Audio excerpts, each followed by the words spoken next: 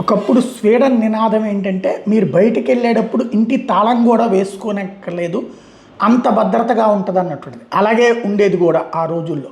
అయితే తర్వాత ఈ చొరబాటుదారుల్ని శరణార్థులుగా గుర్తించి అక్కడ ఉంచడం బిగించేశాక క్రమంగా వాళ్ళే ఆ దేశ జనాభాలో 20% అయ్యారు. టోటల్గా 10 మిలియన్ల జనాభా మాత్రమే ఉన్నటువంటి స్వీడన్లో వీళ్ళు 2 మిలియన్స్ అయ్యారు. ఇప్పుడు పరిస్థితి చూడండి, అక్కడ ఏకంగా మత ఘర్షణలే జరుగుతున్నాయి.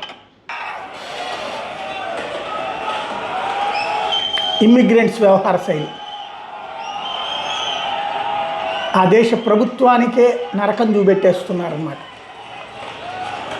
వీళ్ళందరూ తినటానికి, ఉండటానికి, బ్రతకడానికి వచ్చినటువంటి వాళ్ళు, చొరబాటు అయ్యి ఆ పైన శరణార్థులుగా గుర్తించబడిన వాళ్ళు ఆ ప్రభుత్వం మీదనే దాడులు చేస్తున్నారు, ఆ ప్రభుత్వ వ్యవస్థలనే నాశనం చేస్తున్నారు. ఇది వాళ్ళ అరాచకం.